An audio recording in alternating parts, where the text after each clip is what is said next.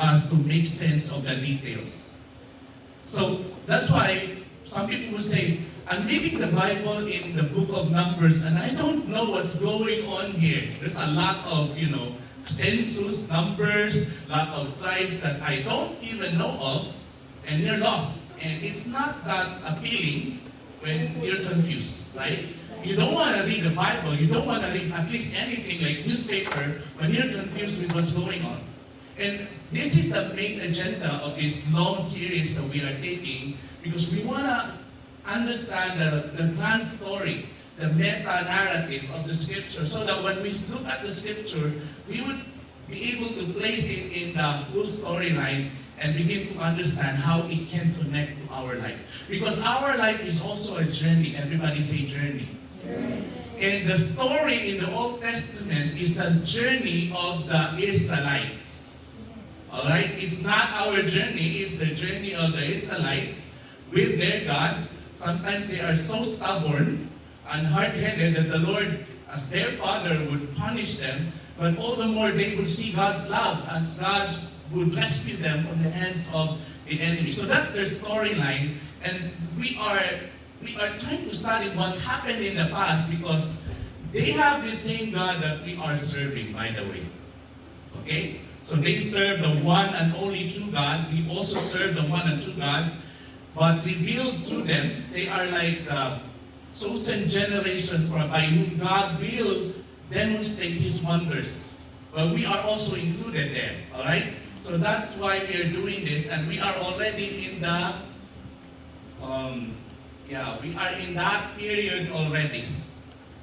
We have taken this part. This is the creation period. That's the patriarch period. This is the Exodus period, and then the what we call the conquest period, Joshua and his guys here, and then here we are in the Judges period. Everybody say judge.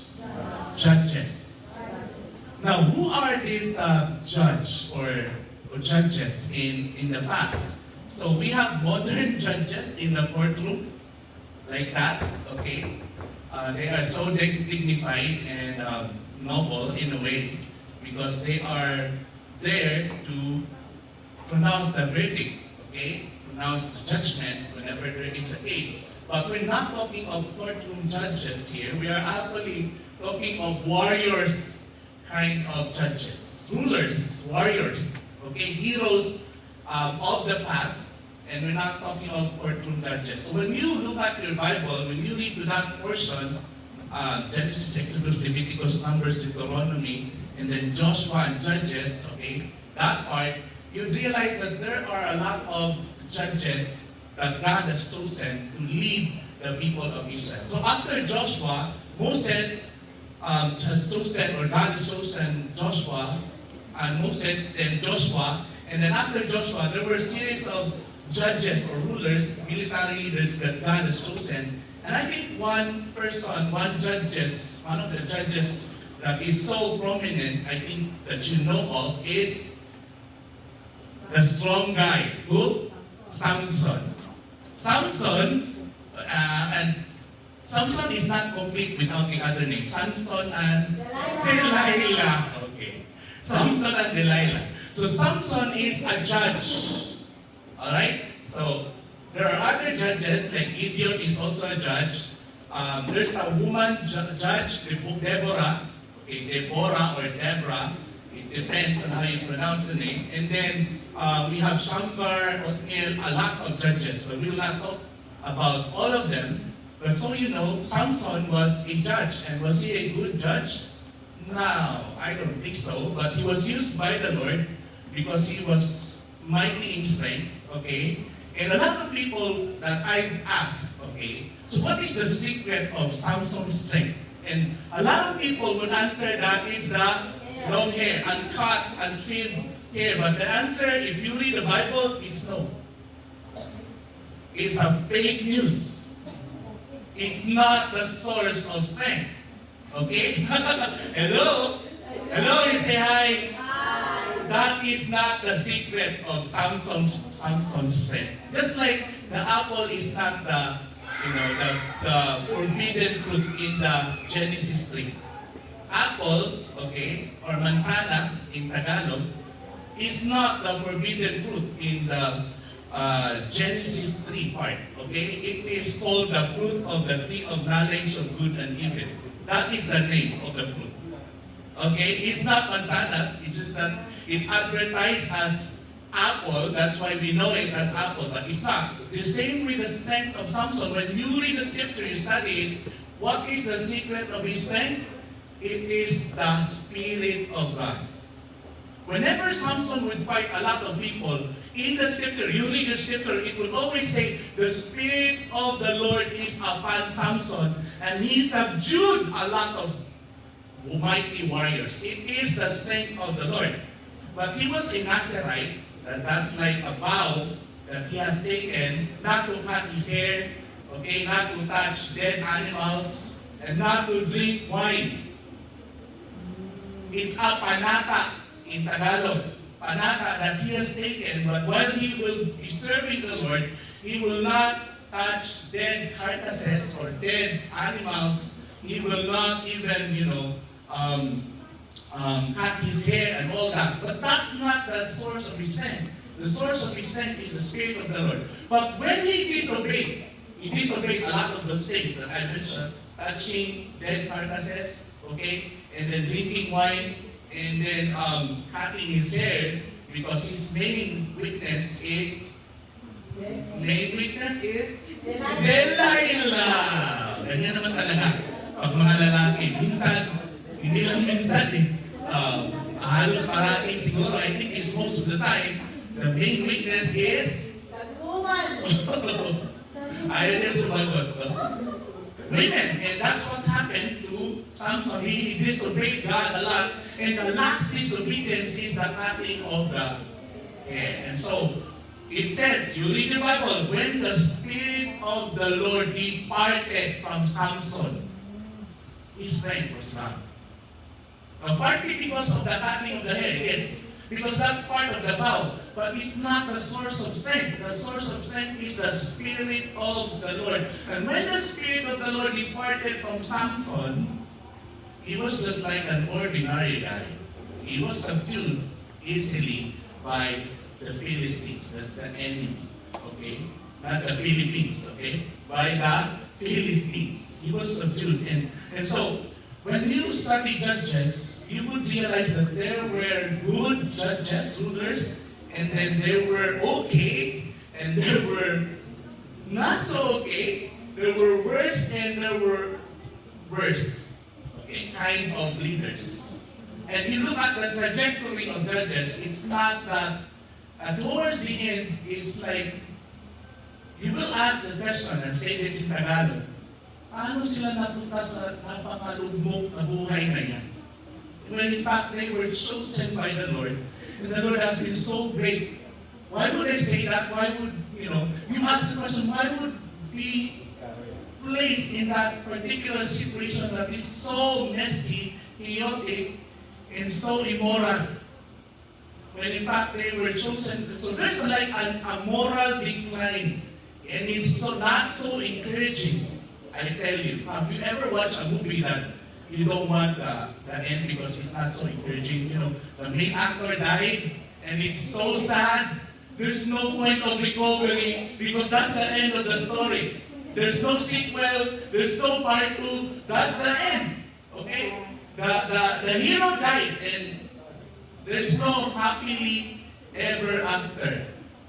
There's nothing like that. And so when you look at, just Judges, of course, there's still hope because the Lord is working. But in terms of the human perspective, you would realize that really what was going on with the people of God, they're supposed to be loving one another. They're supposed to drive out their enemies. But you look at them, they were quarreling with one another. They were supposed to fight against their enemies and drive them away.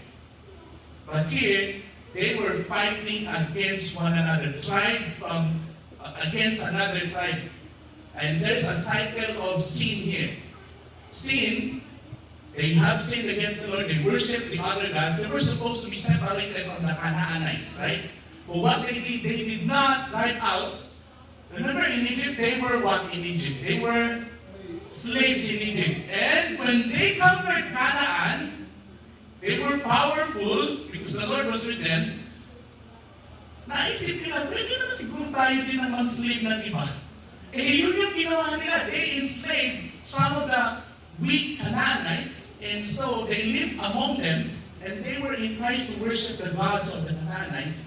And because of that, God was angry, and so God allowed the Canaanites tribes to conquer them. So they were oppressed. And so when they were oppressed, they cried out to the Lord, "Where are you, God?" Sounds like your story and my story, right?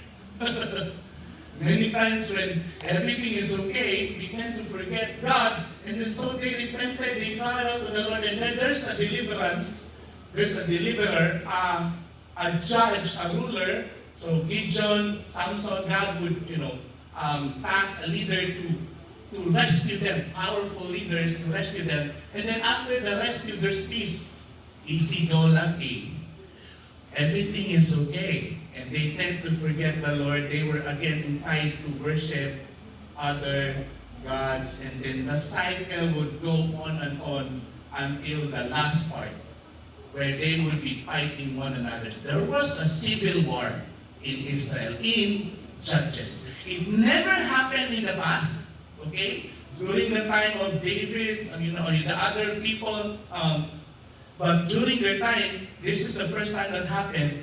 And what triggered this civil war was a murder of a woman from Judah, murdered by the Benjamites. Judah is one tribe of Israel. Benjamin is also another tribe. A woman murdered, gang raped by Benjamites men. And so when this woman was gang raped, when her husband, and make the story short, but if you want, you read the scripture, it's found in Judges, and then you will see there that the husband, when he realized that his woman already died, what he did was cut the woman's body into 12 pieces. Imagine that. Okay? And then distributed one part to each tribe. How lost, right, their situation? What happened to these people? They were supposed to be following the Lord. Now they're quarreling with one another. And now there's a gang rape, and now there's like a chop-chop lady. Okay? If you know that, you can relate. You're old, just like me. Yeah? Chop-chop lady sent to each tribe. Why? Because there is like an emotional appeal for revenge. And so when the tribe received the part, he said, this should not be. Let's annihilate the Benjamites men. Let's kill them all. Why did they do this immoral thing? And so they were aroused into anger. And so they rallied together and they killed all the Benjamites men because of what happened. Look at that. Lugmok na lugmok. Why would they even be in this place? And so we ask a question, and so the answer is found in Judges 17:6. Can we read this together? There we go. In those days there was no king in Israel, and every man did what was right in his own eyes. Can you imagine that? If we will be doing just what we think we know is right in our own eyes. Walang pakialaman. Gusto ko to ako masusunod. And then you would also say, ako din. And all of us, that would be completely anarchy. There's no rule, no law. I am the law. My body, my rights. You cannot command me to do anything. If that will happen, then sure enough, the chop-chop lady and the gang rape will eventually happen. If there are no laws in the land, everyone would just be doing what is right. And so there was no leader that would, preempt what will happen in the future. They would be asking for a king who will lead them, but God is their king already. They should not be supposed to be asking for another king, but later they would be asking for a king. But before that, everyone was doing what was right in their own sight, and that is what happened in the book of Judges. And so, there are tribes of Israel were fighting against each other. Look at that. Okay, and there are two passages that I'd like to focus tonight as we try to dig deeper what happened there. Okay, and so why were they placed in that particular awful situation? The first one is because of punishment to their disobedience. Look at this, Judges 2 from verse 1 to 3. Let's read this together. Let it go. Now the angel of the Lord came up to Gilgal to mock him, and he said, I brought you out of Egypt and led you into the land which I have sworn to your fathers. And I said, I will never break my covenant with you, and as for you, you shall make no covenant with the inhabitants of this land. You shall tear down their altars, but you have not obeyed me. Let's stop there. Disobedience. They did not drive out the people, and then the Lord said, what is this you have done? Therefore, I also said, I will not drive them out before you, but they will become as thorns in your side, and their gods will be a snare to you. Thorns in your side. When there's thorn in your side, how would you feel? Painful. Have you ever experienced Sister Nika here, Sister Juan also, I think she can relate with the word salugso. Can you translate that in Tagalog? Salugsog? Yeah. Splinter, whenever like there's a small piece of wood sharp, then it enters your skin or your flesh, then it stays there, it's being sucked by your system, your blood. You know what I'm talking about. Have you ever experienced that in the past? Okay? It's hard to remove. Right? And sometimes because it's hard to remove the splinter or the salugsog inside, you just, it's just okay. Sometimes the pain is bearable that you don't want to remove it. Because if you will try to remove, you will open a lot of flesh and skin, and it will be more hurting. So you just live by it. It's there. But sometimes when it touches the hard objects and that your body, it becomes painful again. But the worst is if it will be infected, then that's the problem. There will be pus, manana inside. Then you need to really operate and remove. Thorns. Sin is like that as well. It's there, but sometimes we don't want to surrender, we don't want to remove. That's what happened to them. I think it's okay that we just enslaved the Canaanites. We were enslaved before, maybe tayo nga naman. No? Tayo din yung mag-oppress ng iba. Utos-utusan natin sila. Tayo yung utusan noon eh. Now ngayon, pwede naman siguro. Let's not drive them out. They stayed with them, but eventually they became like temptation because now they are enticed to worship the gods of the Canaanites. They were supposed to be driving them away, but they disobeyed. And so the Lord punished them. The Lord said, I will not remove them because God can remove them. Have you ever been wondering why sometimes our problems, our trials have not been removed by God? Because maybe, just maybe, I don't know for sure, I'm not like, a prophet who would know everything, that I have a bolang crystal, crystal ball, and I will know your future. I'm not that. But just maybe, we have lived by the salugso. We have allowed it to penetrate, and it's painful but still bearable, then that's okay. We will not surrender, we will not operate because we can live by it. And these are bondages, these are idols. In the past, they were supposed to tear down the altars, but they did not. And so it became a snare to them. That's what happened. And then another passage, why they encountered that awful situation. The first one is punishment to disobedience. The other one is a test to their faith. Now, maybe it's not now a punishment to disobedience, it's a test to their faith. Look at this, let's read this together, go. So the anger of the Lord burned against Israel, and he said, Because this nation has transgressed my covenant, which I commanded their fathers, has not listened to my voice, I will also no longer drive out before them the nations which Joshua left when he died, in order to test Israel by them. The tribes were not removed to test them. Oh, really? And so that's coming from the Word of God, whether they will keep the way of the Lord to walk as in it as their fathers did or not. So the Lord allowed those nations to remain, not driving them out quickly, and He did not give them into the hand of Joshua and later to the other tribes of Israel.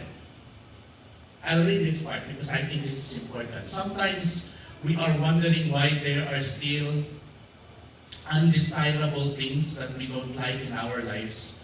We have been asking God to remove them, but they are still there, such as undesirable sickness, undesirable people, undesirable circumstances. But have you ever come to think of this? Maybe for me it is, because God is testing us to obey Him. Even in the midst of the challenges, the unwanted things that we have in our life. What are some of the unwanted or undesirable things that we have been encountering lately? I mean, if you were given the choice, to be in that situation or to be in another situation, and you say, I don't want to be in this situation, but I am here at this very moment. What that is in your situation right now that you say it's not a desirable one, but we remember that the life that we have is a big test. Remember Abraham? He was tested by the Lord, and it was a tough test. It's even tougher than IELTS. Okay? Exam. By the way, I have taken IELTS 2 weeks ago. Yeah, and then I was so excited because it was computer-based, so 3 days or 5 days, the result would be there already. And so, then lo and behold, just before we were about to finish the last part, which is the writing part, our computer shut down. And then the prompter said, I think you may need to repeat the whole process. Look at that, right? It was like, oh, this is an undesirable, situation, Lord. Why would you allow me to? It was difficult because we need to think, I did not eat lunch during that time. My brain was so, lutang or bangang. Pwede ba yun? I was really struggling, and then the prompter said, we need to retake. And then last week we did a retake. And then just before we were about to finish the writing, Lord, huwag naman sana mag-shutdown ulit, no? Ayoko na talagang bumalik dito para mag-take ng exam. Eventually, everything went well. But sometimes life is difficult and we have a lot of challenges. And sometimes we have been praying for this, sickness, this, undesirable circumstance, undesirable people, other things that we have been encountering, but they don't just go away. They're still there. And you know what? I remember Paul. Earlier, I remember Moses, because he was tested by the Lord to offer Isaac, his one and only son, but the Lord, did not allow that to happen because he saw the faith of Abraham. But here, this is Paul, he pleaded with the Lord. This is Paul, this is like very close with the Lord Jesus Christ. Apostle Paul. Saint Paul. Okay? But he pleaded twice. He asked the Lord to remove this thorn of the flesh from him. Whatever that is. Because it's dragging him down. But look at the response. He said to me, this is Jesus saying to Apostle Paul, who is very close to Jesus, my grace is sufficient for you. I'll not remove it. My grace is sufficient for you. For power is perfected in weakness. Most gladly, therefore, I will rather boast about my weakness, so that the power of Christ may dwell in me. Bakit kaya? Kasi pagtatanggalin yung kay Paul, magiging lalaki yung ulo niya. To keep him from being, lumaki yung ulo niya, so that he would be humble, so that he would rely more on God's power. God said, no, I'll not remove that. You would rely on my strength daily to face that, because I will be your strength. Just like with Samson. The strength of the Lord was with Samson as he overcame. When the Spirit of the Lord departed, he became just like an ordinary guy, an ordinary man. So what is the lesson for us? As Christians, there are two probable reasons why God allowed us to encounter hardships. First is punishment for our disobedience. That's punishment out of love because of our disobedience, or a test of our faith. If it is punishment, then confess and repent. If it is a test, persevere and do what is right. Two things. And I cannot decide for you. Some people would, approach me and ask, Pastor, I am suffering. Is it a punishment or is it a test? Let's go to the Lord and ask Him. I don't know. Okay? But two probable things. It could be a test or it could be a punishment. When you realize that it is a punishment because of the disobedience, you come to the Lord and you ask for forgiveness. That's completely correct. And then if it is a test, we need to persevere. Persevere to the end. Alright? Everybody say persevere. Persevere. And there's a lot of tests that we will encounter. God is the ultimate curriculum maker. And He has a different curriculum for each one of us. A different track. Because we are all unique. We have different, a lot of parents, you know this, right? Your children, they are not the same. They respond to different punishment or discipline in different ways. Some people, your children, you spank them, they would obey. Some people, they will not. You just talk to them, they will cry. And that's us. We are created unique. And God has a different way of showing His love and His curriculum in molding us. Sometimes it's like a punishment, itik lang. Kung hindi talaga, kurot. Ano pa ba? Gusto natin. Guidance and tests. And we should love, worshiping our God because He is our loving Heavenly Father. He knows what's right. He knows what's best. And us, we think we know what is right according to our own eyes. Remember, judges? That's what happened. Their lives were so messy because they think they know what is right in their own eyes. But God knows what is right in His Word. It's being revealed, and so we will obey. We will follow the Lord. Let's just bow our heads for a moment to pray. Let's continue to come to the Lord. I request Brother Francis to assist me here. Let's pause for a moment and do some meditation, personal meditation for the Lord. So two things, punishment or a test. Punishment for your disobedience, test for your faith. Come before the Lord, lay down everything, and ask Him to reveal His path for you. Ask Him, Lord, lead me, because I need you. I need you to empower me daily. I need you to give me the wisdom that I need so that I can persevere the tests, or I can confess and obey if it is a rebuke or punishment to my disobedience. Oh, Holy Spirit, would you just come, Lord? Touch everyone here. Because I know that every life here is precious in your sight. sometimes we think, and there are areas in our life that we don't really like. Some flaws in our physical aspect or even in our spiritual aspect, moral aspect.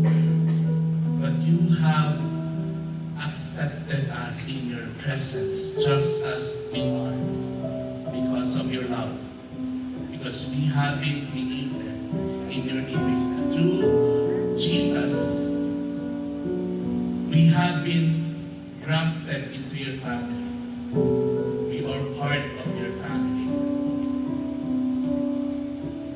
But whatever that is that we are struggling right now, some unwanted events, some undesirable things, circumstances, people that we have been experiencing at this moment, by your divine providence, you have allowed these things to happen. So it's not a mistake. And the question we need to ask is not why me, but what it is that you would want me to understand in this situation, Lord, so that I can follow you. So that's my prayer, Lord. That's the prayer of our hearts, that you would just continue to reveal who you are in our lives. And as you revealed yourself to the people in the past in the scripture, you will continue to reveal more of yourself as we meditate upon your scripture and reflect on what's going on with the life that we have. Thank you because you are our healer. You are our great provider. You are our shepherd, Lord. We worship you for everything that you have done and what you will continue to do in our lives. This we pray in Jesus' name. Amen.